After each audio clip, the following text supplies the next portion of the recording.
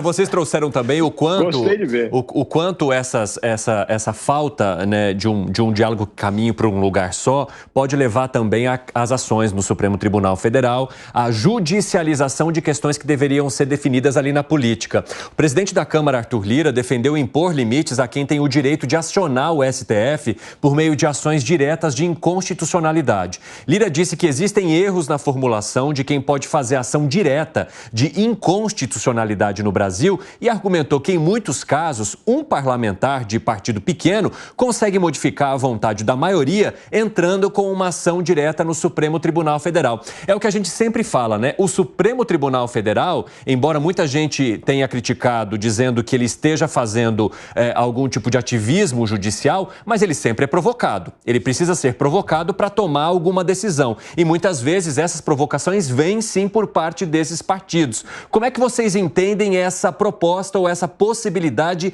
de se limitar essa judicialização a partir, então, desses parlamentares, hein, Alan Gani? Gosto dessa reação do Congresso Nacional personificada no presidente da Câmara dos Deputados, Arthur Lira. Porque olha que absurdo.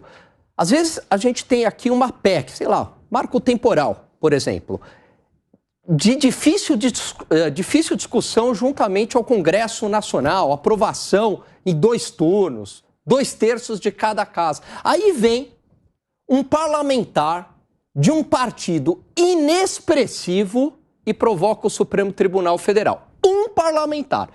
Aí esse parlamentar provoca um ministro do Supremo que, numa decisão monocrática, anula toda a decisão de algo que foi aprovado em 2 turnos pela Câmara dos Deputados e pelo Senado Federal.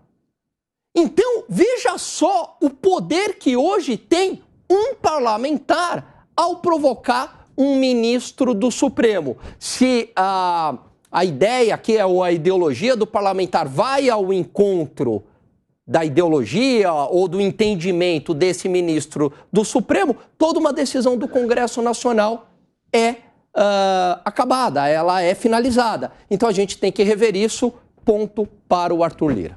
A gente está acompanhando, inclusive, agora a tela cheia para a gente trazer esse debate. Elaine Keller, como é que você vê essa atuação do Supremo Tribunal Federal ao ser provocado por esses partidos e essa tentativa de oferecer algum limite agora nessas ações de inconstitucionalidade? Bom, deixa eu tentar falar de modo que o meu advogado não brigue depois comigo, né? Fale, você não podia falar isso. É um tema que eu gostaria de falar muito, mas vamos lá, vou falar de maneira sucinta e de forma que a gente possa falar aqui. Eu acho o seguinte, a questão do ativismo jurídico, ele é real e, de fato, ele tem extrapolado aí os seus limites, assim como a gente está falando aqui do Congresso, que também tem extrapolado seus limites, sem dúvida alguma. Mas eu não acho que este seja o caminho. A gente limitar o acesso à justiça, direito constitucional, seja a via para a gente acabar com o ativismo jurídico, tá?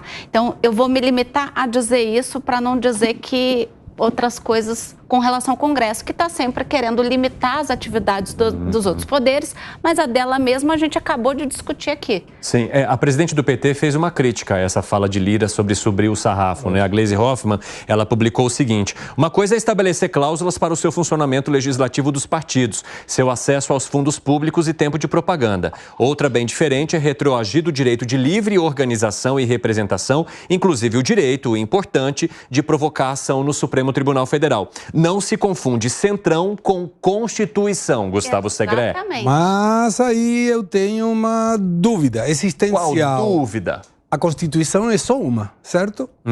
Então, por que determinados ministros podem ter uma interpretação diferente da mesma Constituição? Me parece que aí está o risco. Eu não sei se é válido ou não. Seria o que? As decisões monocráticas você está criticando? Claro. Eu não sei se é válido ou não, e talvez a Gleisi Hoffmann esteja certa, não sei. Eu estou de acordo com Arthur Lira em mencionar que uma pessoa só, pela atribuição do Congresso, não teria essa provocação válida se não tiver, e a proposta é pelo menos 20% dos parlamentares.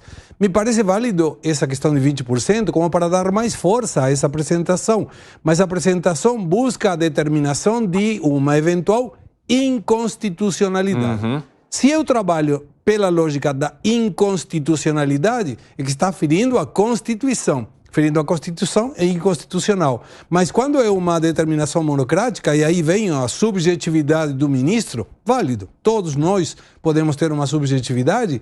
A dúvida é, a Constituição não pode ser interpretada de acordo com a subjetividade da pessoa, porque é uma só. Então, eu incrementaria em que determinadas questões não podem ter uma determinação monocrática. E me parece que aí blinda mais a Constituição. Se não quer acrescentar algo, Elaine? Não, só ia voltar no que eu estava dizendo, Segre. Eu até concordo que hoje há algum excesso do judiciário. Mas não sei se a gente, limitando o acesso à justiça, que é um direito constitucional, e aí eu concordo muito com o Gleisi Hoffmann, se a gente vai agir de forma correta. Será que este é o melhor caminho? Acho que não. O que foi, Luiz Felipe Dávila? Olha, primeiro eu estou feliz que o Arthur Lira está escutando 3 em 1. É verdade. Porque quantas vezes eu defendi aqui 3 medidas fundamentais para disciplinar a justiça. A primeira era justamente limitar as ações diretas de inconstitucionalidade. Está aí o Arthur Lira apresentando o projeto. Então, parabéns, Arthur Lira, é isso mesmo. Nós não podemos transformar o Supremo no terceiro turno de perda de voto. Um partido perde o voto, não gosta do que aconteceu no Congresso e tenta politizar isso no Judiciário. Isso é um absurdo. Não existe nenhum lugar do mundo que é possível fazer isso. Então, tem que parar. O Supremo Tribunal Federal não pode ser o terceiro turno de votações no Congresso Nacional. Algumas questões, sim, importantes, e aí tem que ter mais de 20% mesmo dos parlamentares para apoiar uma medida que todo mundo acha que ali, de alguma forma, feriu a Constituição. Mas não pode ter essa banalização de um deputado insignificante, ideológico, militante, poder ir ao Supremo ficar questionando a constitucionalidade de tudo. Isso paralisa o país, isso é um absurdo, isso aumenta a insegurança jurídica. Fala, Gani. Mas o segundo aplauso, o segundo aplauso, porque eu disse que precisa acabar com as decisões monocráticas. E o senador Olhovisto apresentou uma PEC acabando com as decisões monocráticas. Então, assim, só falta a terceira agora que eu falei, que precisa algum ter coragem de fazer, que é acabar com as decisões retroativas, principalmente nas questões tributárias que são levadas ao Supremo, que é um total absurdo. O Supremo entender que você não precisa pagar um imposto, aí depois de 3, 4 anos ele muda de opinião, acha que você tem que pagar e vai cobrar de maneira retroativa. Isso não existe em nenhum lugar do mundo. Então, agora só precisamos de um terceiro senador, espero o deputado, que vai aí no pacote completo do 3 em 1. As 3 medidas do 3 em 1 podem ser aprovadas pelo Congresso. Isso vai melhorar a qualidade do judiciário e vai trazer segurança jurídica para o país. Elaine, você lida muito com o direito. Eu preciso te ouvir, então, sobre essas 3 propostas que foram apresentadas aqui pelo Dávila. De fato, precisa de uma reforma na legislação. Ela não é simples. Precisa de uma reforma, já que a gente está falando de reforma tributária. Aí a gente precisa... Ou seja, a gente precisa mudar tudo nesse país, né? Exatamente, porque não é uma decisão também que se toma tão fácil. A gente precisa de uma reforma tributária para que ela possa seguir adiante dentro do que o Dávila está sugerindo. Ou seja, de se mudar decisões que foram tomadas lá atrás. Exatamente. É absurdo. É absurdo. Fala, Gani. Não, e na prática o que está acontecendo é que um parlamentar, e a gente sabe quem são, não vamos fulanizar aqui, mas um parlamentar acaba tendo mais poder que o Congresso Nacional inteiro. Por quê? Porque passa lá um marco temporal, ele não gosta porque é contra a ideologia dele, ele já provoca o Supremo Tribunal Federal, decisão monocrática, derruba o marco temporal. Derruba Alangani, aborto, derruba... Vamos dar um nome à emenda, Alangani. Vamos dar um nome à emenda. Emenda do fim das DIN chama-se Emenda Randolfo Rodrigues. Obrigado, Dávila. Obrigado. Eu ia mandar um aqui para ele. Você tá com medinho? Eu ia falar aqui. Não, vou falar. Emenda Randolfo Rodrigues.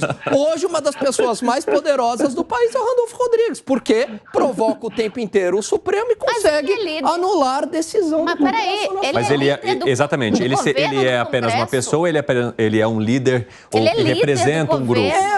ele é líder do governo. É natural que isso aconteça, Elaine? Sim. Se ele não tiver essa postura de liderança, mas não é, vai ficar difícil. O que não é natural é que as decisões do Congresso Nacional, que em tese deveriam representar os interesses da população brasileira, sejam anuladas na canetada pelo Supremo Tribunal Federal, provocado por alguns parlamentares.